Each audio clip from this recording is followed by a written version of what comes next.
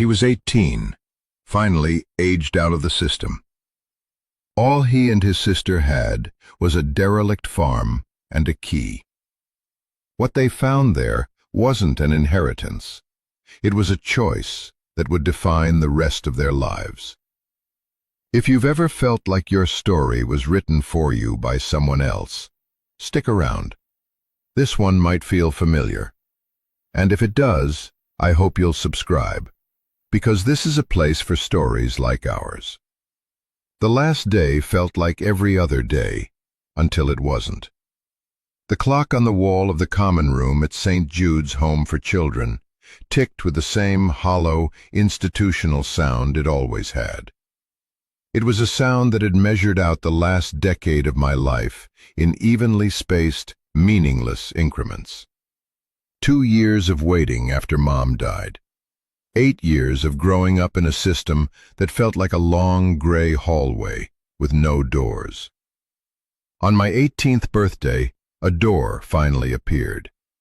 It didn't feel like a celebration. It felt like an eviction. My sister Maya sat next to me on the cracked vinyl sofa, her leg bouncing with a nervous energy that vibrated right through me. She was 16, and because I was now technically an adult, she was my responsibility. The state saw it as a neat and tidy solution. 2 orphans, 1 file, closed. Ms. Albright, our caseworker for as long as I could remember, sat across from us behind a large, scarred wooden desk. She had a kind face, but it was the kind of kindness that had been worn smooth by years of bureaucratic friction. She slid a thick manila envelope across the desk. It made a dry, rasping sound. "Leo, Maya," she said, her voice gentle but firm, the same tone she used for every difficult conversation. "This is it. Everything is in here." I stared at the envelope. It looked heavy, impossibly heavy. Inside was the deed to a piece of land, a small farm in a town called Havenwood, 3 hours north. It had belonged to our grandmother, our last living relative, who had passed away 2 years ago while we were already deep in the system. We'd never even been told she was sick. The notification of her death and the existence of the farm had come as a bureaucratic footnote in our yearly review. "The property taxes are 3 years in arrears," Ms. Albright continued, pulling out a separate, thinner file. "You'll need to arrange a payment plan with the county clerk's office almost immediately. There's also a standing offer on the property from a developer, Stone Ridge Estates. It's a generous offer, Leo. Enough to get you and Maya a decent apartment in the city, set you both up for a couple of years." She looked at me, her eyes searching mine for any sign of comprehension. "It might be the smartest move. The property. It hasn't been maintained." I nodded, but I wasn't really listening. I was thinking about a woman I barely remembered. Grandma Ilara. I had vague, sun-drenched memories of her hands, wrinkled and smelling of soil and chamomile. I remembered her telling me stories about the constellations, her voice a low hum against the sound of crickets. Then, one day, she was just gone from our lives. Mom never talked about her. It was a closed door, a locked room in our family's history. And now, all that was left of her was a debt and a developer's offer. "There are 2 keys in the small envelope," Ms. Albright said, tapping a finger on it. "One is for the front door. The other, the estate lawyer said your grandmother was very specific about it. He said it was for the heart of the house." I picked up the small, lumpy envelope. I could feel the distinct shapes of 2 old iron keys through the paper. The heart of the house. It sounded like something from one of her stories. Maya shifted beside me. "Can we just go?" she whispered. Her voice was brittle. She hated these meetings, hated the feeling of our lives being discussed like a business transaction. I put the large envelope in my worn backpack, which held everything I owned. 3 changes of clothes, a worn copy of a book I'd read a dozen times, and a faded photograph of our mom. Now it also held a farm. Our farm. I stood up, the legs of the chair scraping against the linoleum. "Thank you, Ms. Albright, for everything." The words felt hollow, a formality. She gave me a small, sad smile. "Good luck, Leo. You're a good man. You'll figure it out." I wasn't a man. I was a kid with another kid to look after, and a ghost of a grandmother had just handed us a pile of problems. I took Maya's hand. Her fingers were cold. We walked down the long gray hallway for the last time, the sound of the ticking clock fading behind us until it was gone completely. The silence that replaced it was terrifying.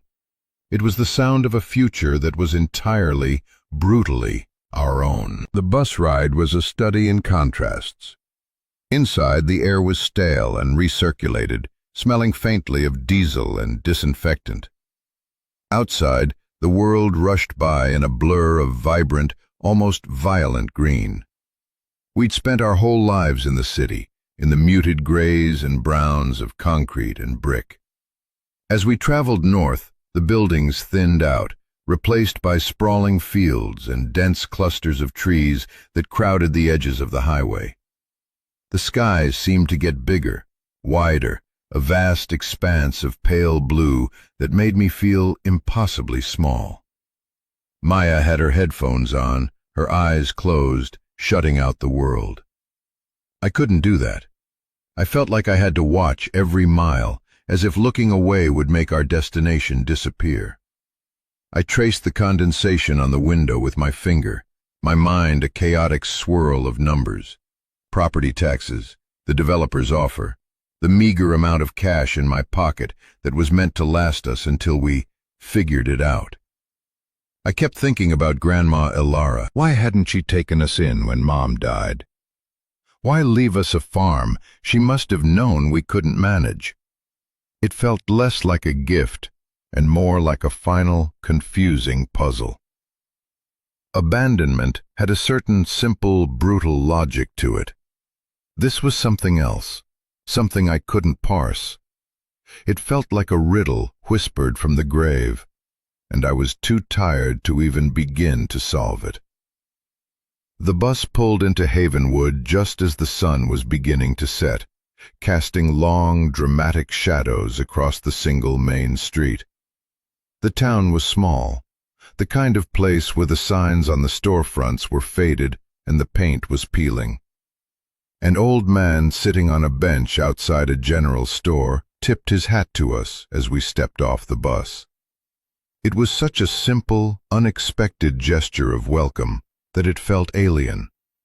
At St. Jude's, you learn to keep your head down, to not draw attention. Here, it seemed like our mere presence was an event. The air smelled different. It was clean and sharp, with the scent of damp earth, pine needles, and something else, something floral and sweet. It was the smell I vaguely associated with my grandmother's hands. The farm was a 2-mile walk from the bus stop. Ms. Albright had given us a hand-drawn map. As we walked, the houses grew farther apart, the silence broken only by the crunch of our sneakers on the gravel shoulder of the road and the chirping of insects tuning up for their nightly performance. My backpack felt heavier with every step. Maya was quiet, walking a few paces behind me. I knew she was scared. I was too. But I was the older brother. It was my job to pretend I wasn't. We saw it from a distance, just as the last light was draining from the sky. A silhouette of a farmhouse and a barn against a bruised purple horizon. The driveway was overgrown with weeds that clawed at our jeans as we walked up it. The house was a 2-story wooden structure that had once been white, but was now a patchwork of gray, weathered wood and peeling paint. The porch sagged on one side like a person slumping in exhaustion. A single shutter hung crookedly from an upstairs window, a broken wing. It didn't look like a home. It looked like a memory that had been left out in the rain for too long. "Leo," Maya said, her voice small, "it's broken." "We can fix it," I said, the words tasting like a lie in my mouth. I didn't know how to fix a leaky faucet, let alone a whole house. But it was what I had to say. I pulled the small envelope from my pocket and took out the keys. The first one was large and ornate, made of dark, rusted iron. It fit the lock on the front door. The lock was stiff, and I had to put my shoulder into it, but finally, with a groan of protest from the wood and a loud clunk, the door swung inward into a gulf of darkness. The air that rushed out was thick and musty, the smell of trapped time, dust, and decay. It smelled of secrets. It smelled of abandonment. We stood there on the threshold, two kids who had inherited a ghost. I took a deep breath, flipped a switch by the door that did nothing, and stepped inside. The inside of the house was a time capsule. Everything was covered in a thick, uniform layer of gray dust, but underneath it, life was frozen in place. In the living room, a teacup sat on a saucer next to an armchair, as if someone had just stepped out for a moment. A book lay open on a small table, its pages warped by humidity. The furniture was simple, sturdy, and well-made, shrouded now in white cloths like sleeping ghosts. It was eerie walking through the silent rooms. Each creak of the floorboards under my feet sounded like a gunshot in the profound quiet. We moved from the living room to the kitchen. Jars of what might have once been preserves lined a shelf, their contents dark and unrecognizable. A calendar on the wall was turned to August, 2 years ago, the last month of our grandmother's life. Maya opened a cupboard, and a mouse scurried out, making her jump back with a small shriek. I saw the flicker of fear in her eyes, and, underneath it, a deep, weary disappointment. This wasn't the fresh start she'd been hoping for. This was just a different kind of institution, a bigger, emptier, more broken one. "I'm going to check upstairs," I said, needing to put some space between us, needing to escape the suffocating sadness of the ground floor. The stairs groaned under my weight. The second floor had 2 small bedrooms and a bathroom. One bedroom was clearly our grandmother's. A simple quilt was folded neatly on the bed. A collection of smooth gray stones was lined up on the windowsill. The other bedroom was empty, except for 2 small, child-sized beds. They were both made, waiting for occupants who never arrived. A chill went down my spine. Were these for us? Had she been waiting for us? The thought was more unsettling than the idea of her abandoning us. It made the story more complicated. At the end of the narrow hallway was a pull cord hanging from the ceiling. The attic. I pulled it, and a set of rickety wooden stairs unfolded with a dusty sigh. I climbed up, my footsteps echoing in the cavernous space. The air in the attic was hot and still, thick with the smell of old wood, dried herbs, and something else. Mothballs. The roof was low and angled, with a single grimy circular window at one end that let in a sliver of moonlight. The floor was covered in cardboard boxes, old trunks, and furniture draped in white sheets. It was a graveyard of possessions.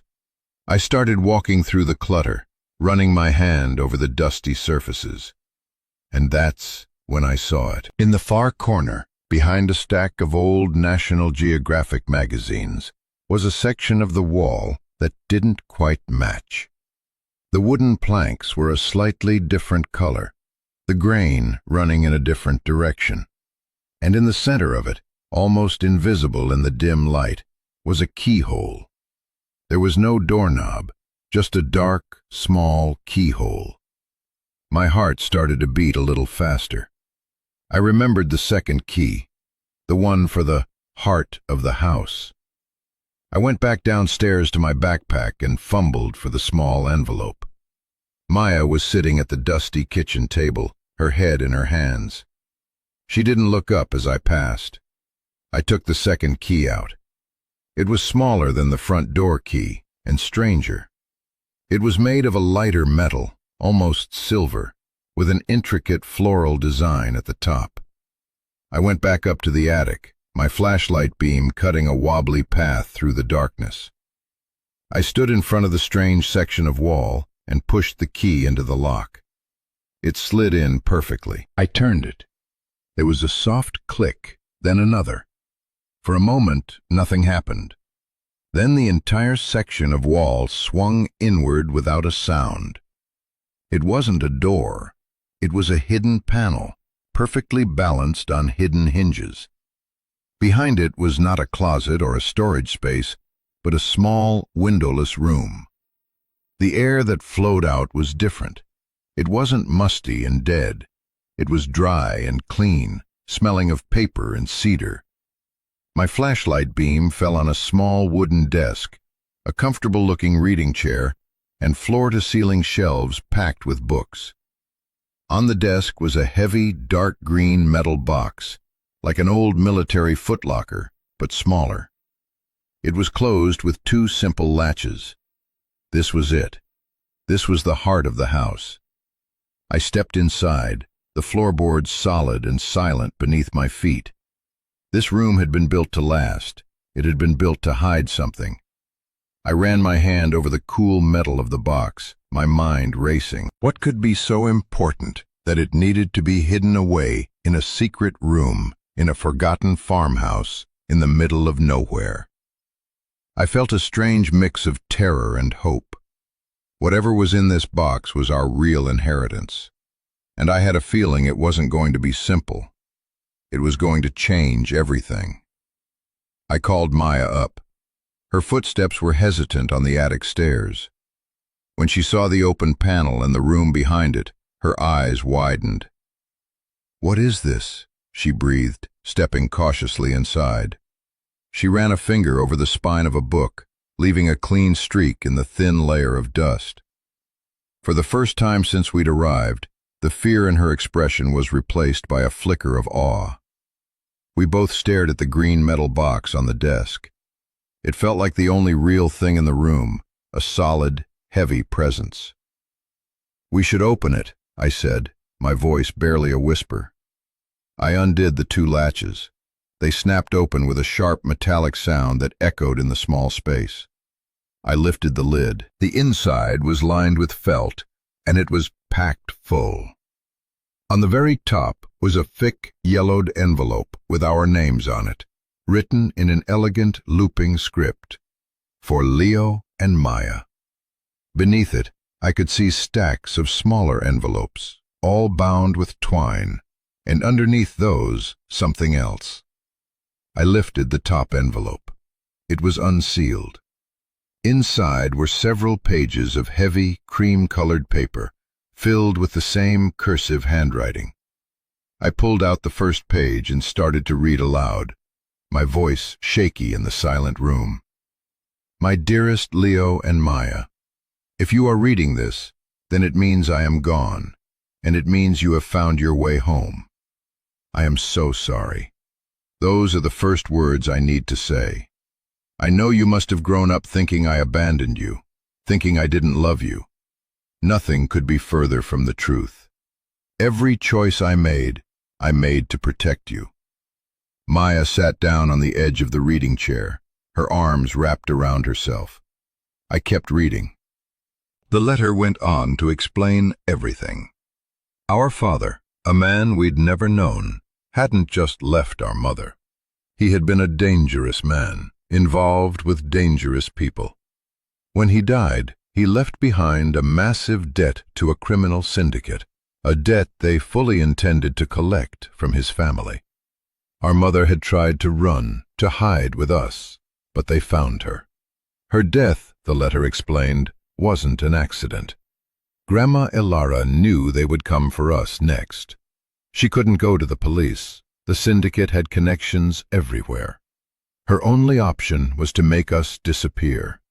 She gave us up to the state, severing all legal ties, making us anonymous wards of the system, hiding us in plain sight where no one would think to look for the grandchildren of a woman living on a secluded farm. It was the hardest thing she ever did. She wrote that she died a little every day, knowing we were in an orphanage, growing up without her. The letter was long, filled with details that made my head spin. She had spent the last decade of her life preparing for our return. This farm, this house, it wasn't just a home, it was a fortress. She had paid it off completely. The property taxes Ms. Albright mentioned weren't from the county. They were a fiction, a fabrication created by the developers, Stone Ridge Estates. And then came the final, gut-wrenching reveal. Stone Ridge Estates was a front company for the same syndicate our father had been indebted to.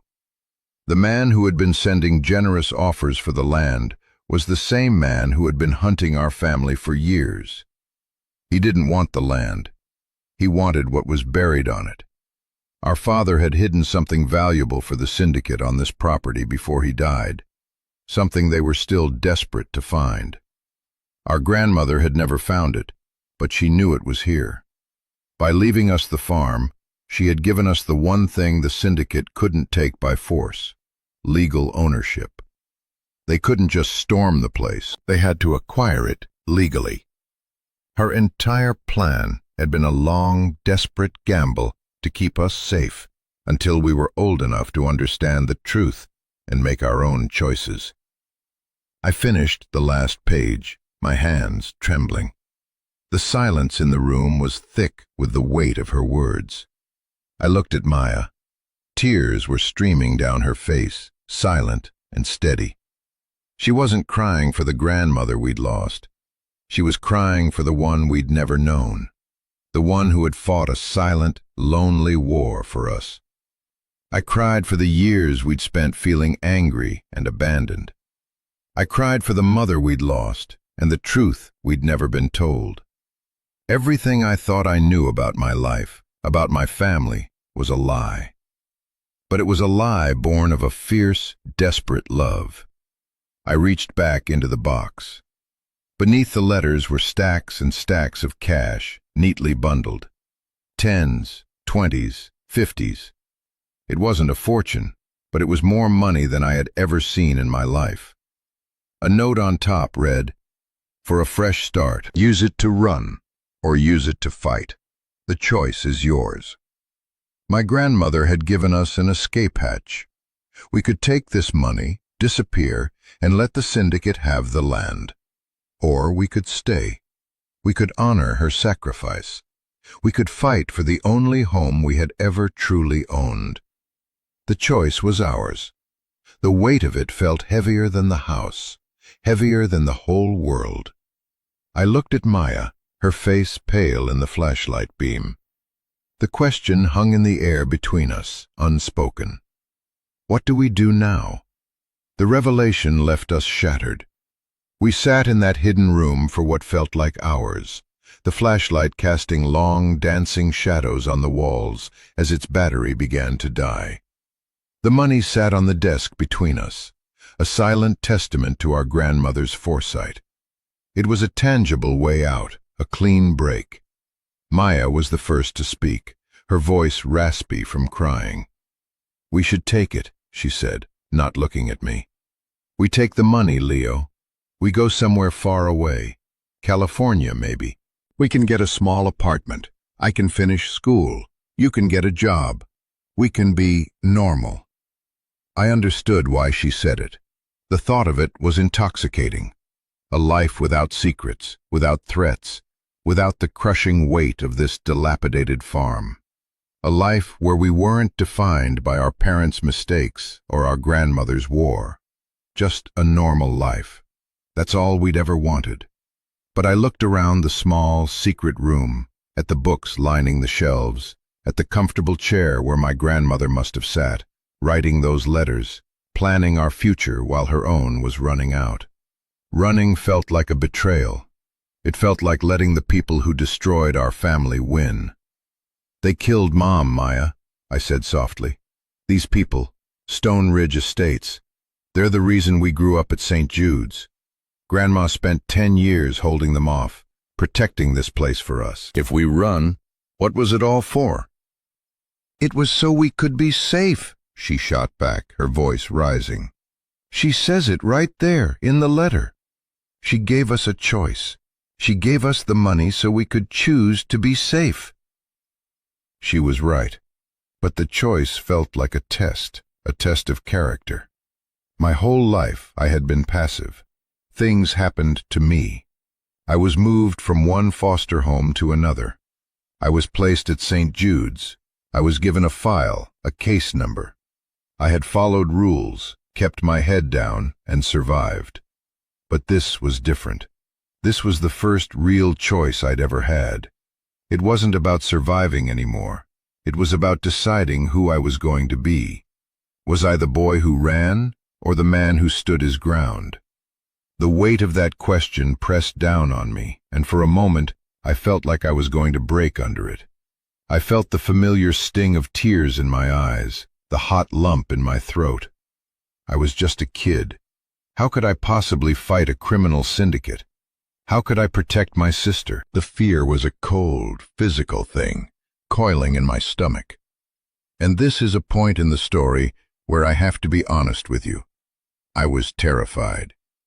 Maybe you've been there, at a crossroads where one path is easy and safe, and the other is right, but feels impossible. It's a lonely place to be. If you're facing a choice like that right now, or if you've ever had to make one, I want you to know you're not alone. Let me know in the comments about a time you had to choose the harder path. Your stories matter. They remind us that courage isn't about not being afraid. It's about being afraid and doing the right thing anyway.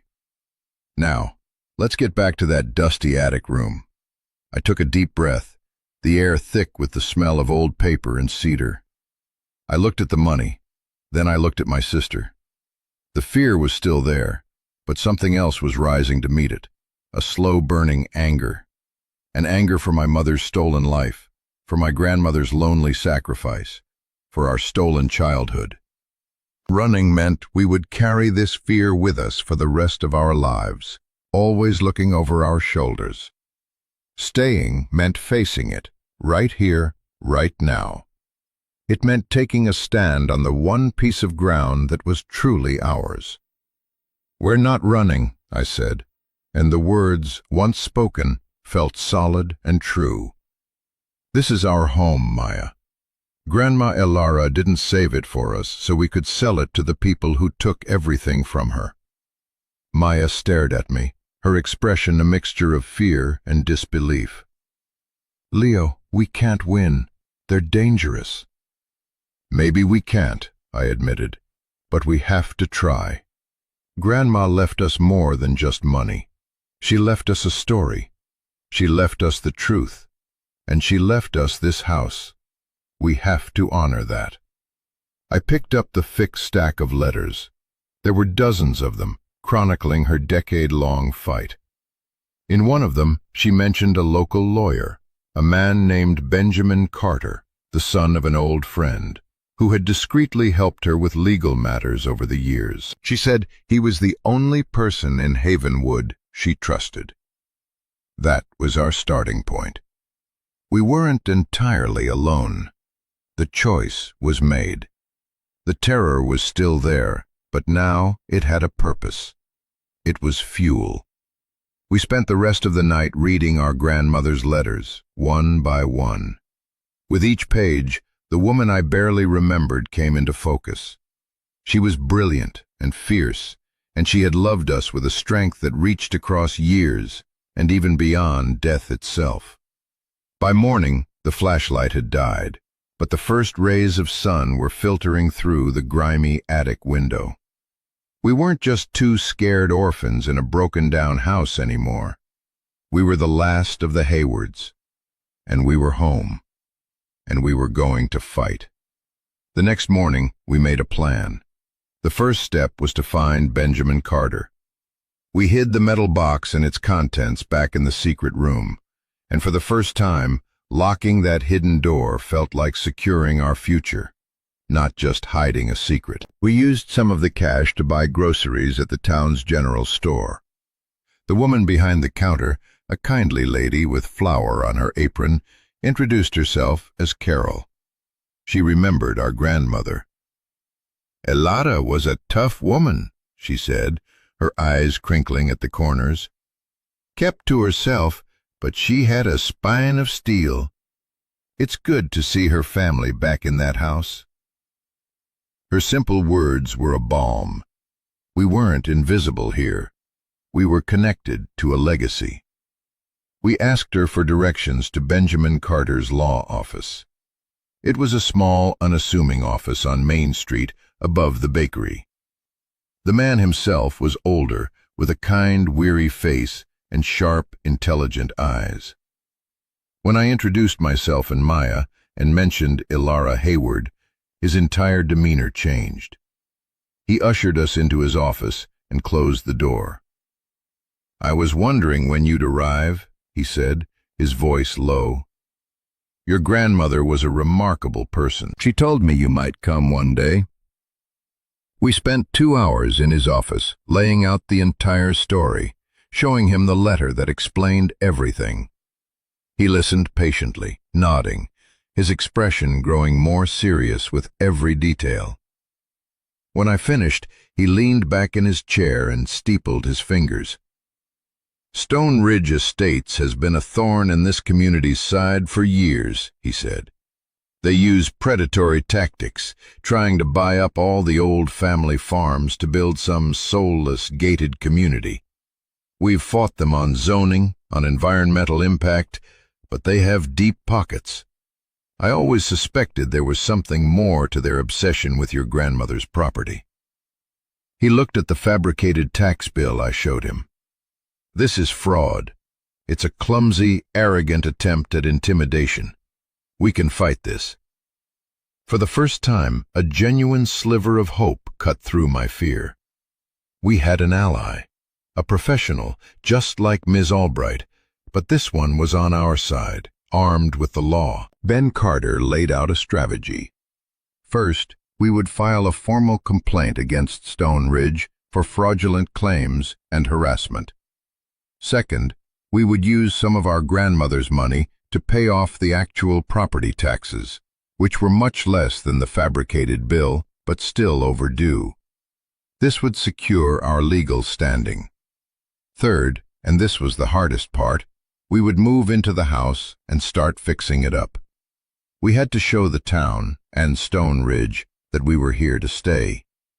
The next few weeks were a blur of hard work. We transferred the cash into a bank account, a process that was both terrifying and empowering. We paid the taxes at the county clerk's office. We bought tools, paint, and supplies, and we started to reclaim the house from years of neglect. We scrubbed floors, patched walls, and pulled weeds until our hands were raw and our muscles ached. Every small act of repair felt like an act of defiance. We were literally and figuratively rebuilding our home. Maya, who had been so desperate to run, found a surprising strength.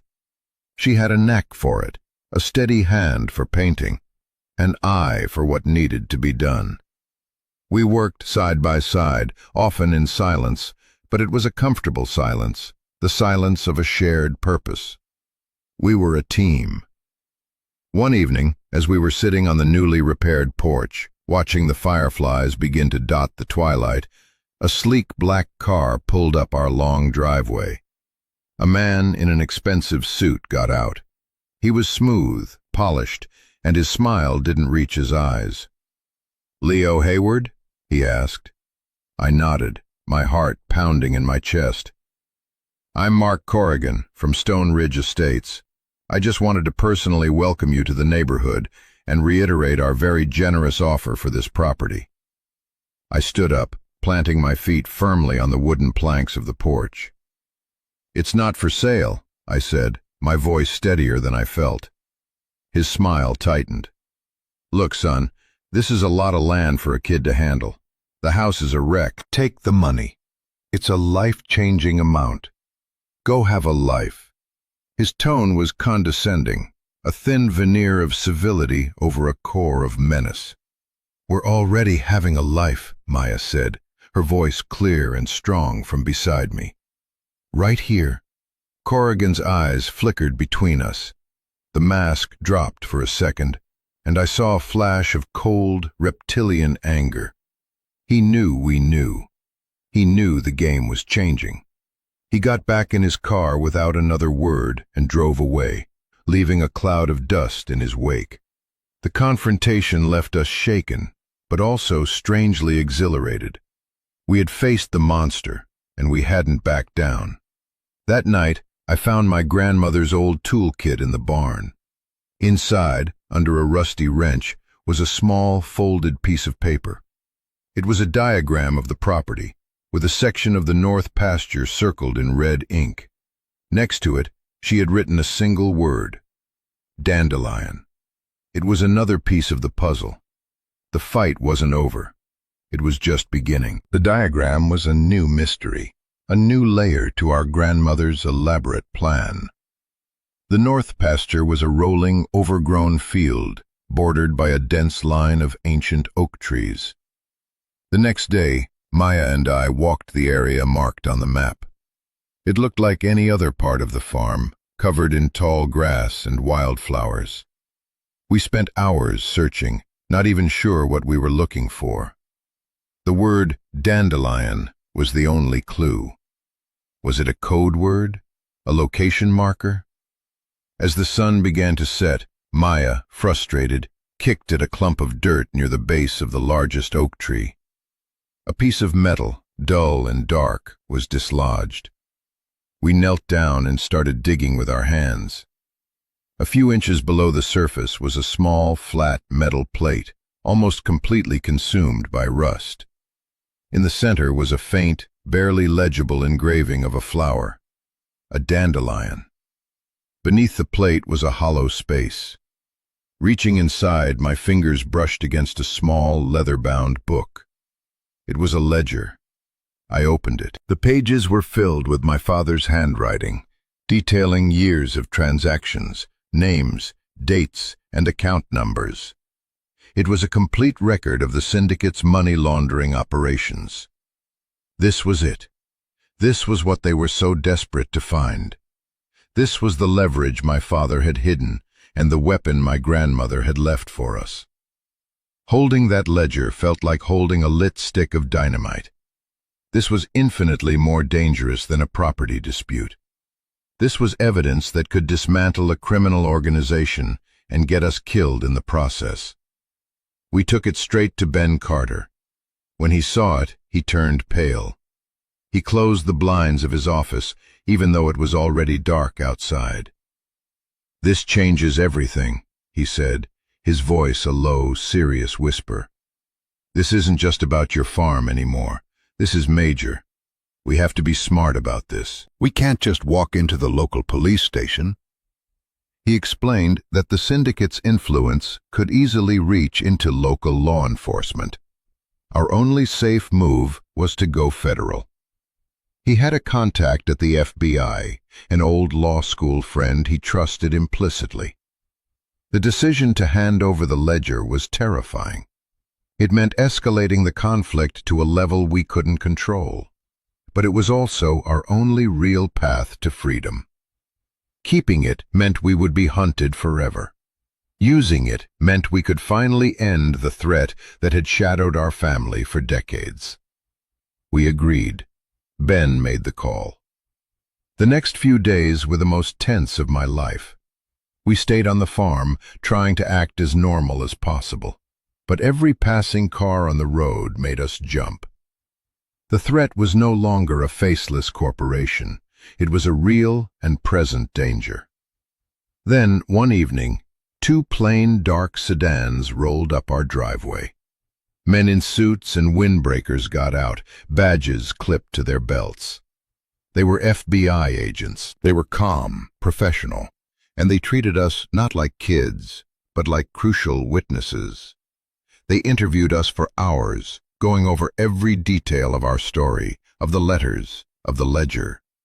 They secured the ledger and told us we were now under their protection. They also told us that Mark Corrigan and several of his associates had been taken into custody. The investigation was just beginning, but the syndicate's Havenwood operation had been decapitated. As they left, the lead agent, a woman with kind but tired eyes, turned to me. "Your grandmother was a very brave woman," she said. "She built a fortress for you, and she left you the ammunition to win the war. You did the right thing." When their cars were gone, a profound silence settled over the farm. It was a different kind of silence than before. It wasn't empty or lonely. It was peaceful. The war was over. We had won. In the months that followed, life began to find a new rhythm. The legal case against Stone Ridge Estates and its parent syndicate unfolded in the news, a distant echo of the storm we had weathered. With the threat gone, we could finally focus on the future. We used the rest of our grandmother's money not for an escape, but for an investment in our home. We hired a local contractor to fix the roof and the sagging porch. We bought a used pickup truck. I got a part-time job at the local hardware store, and Maya enrolled in the regional high school, where she made friends for the first time in her life. The house slowly transformed. The peeling paint was replaced with a fresh coat of white. The broken shutter was fixed. We planted a garden in the same spot our grandmother used to have hers, using the old seed packets we found in the barn. The work was hard, but it was honest work, and every day we could see the tangible results of our efforts. We were not just living in the house, we were bringing it back to life, and in turn, it was bringing us back to life. The community of Havenwood, which had at first watched us with cautious curiosity, began to embrace us. Carol from the general store would drop off extra baked goods. Our neighbor, an old farmer named George, taught me how to use the ancient tractor in our barn and helped me plow a small section of the north pasture. People shared stories about our grandmother, painting a picture of a woman who was private and fierce, but also kind and deeply respected. We learned that she had quietly helped many people in town over the years, never asking for anything in return. We weren't just the Hayward orphans anymore. We were Ilara's grandchildren. We belonged.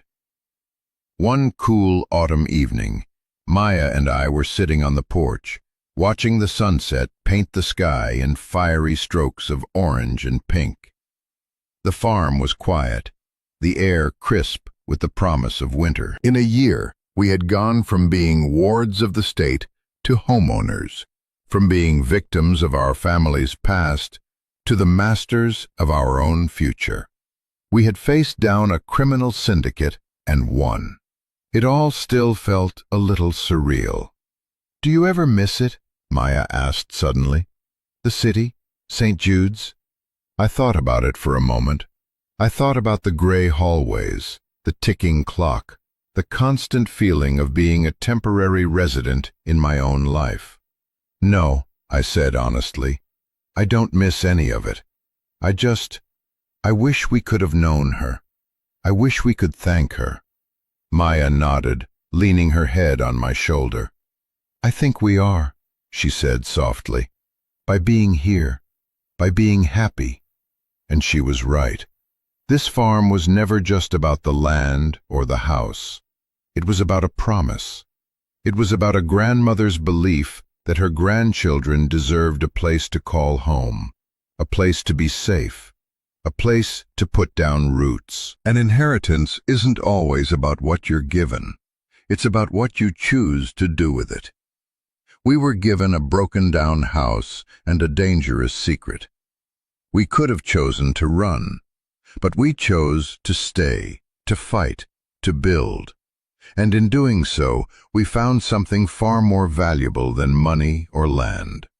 We found ourselves. We found a home, not in the wooden frame of the house, but in the life we were building within it, and in the quiet strength we found in each other. The past will always be a part of our story, a shadow that reminds us of how far we've come. But it no longer defines us. Our future is a blank page, an open field waiting to be planted. And for the first time in my life, I'm not afraid of what comes next. I'm ready for it. I'm home. This journey taught me that home isn't a place you're given. It's a place you make. It's a choice you make every day to show up, to do the work, to care for the people and the patch of ground that you're responsible for. It's about honoring the sacrifices of those who came before you by living a life worthy of their legacy. We all inherit something. Sometimes it's a house, sometimes it's a name, and sometimes it's just a story, a wound, or a quiet strength we didn't even know we had. The question is, what do we do with it? How do we turn the inheritance of our past into the foundation of our future? I want to thank you for listening to my story today. If it resonated with you, if you've ever had to fight for your own sense of home or untangle the secrets of your family's past, please consider subscribing to this channel. This is a community for people who understand